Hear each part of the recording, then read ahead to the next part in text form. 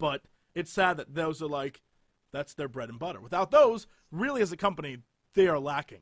And that's why I think they need to invest heavily in creating new IPs and things like that. And sneezing in the girliest way possible. I'm sorry. And that's why I think they need to invest heavily in creating new IPs and things like that.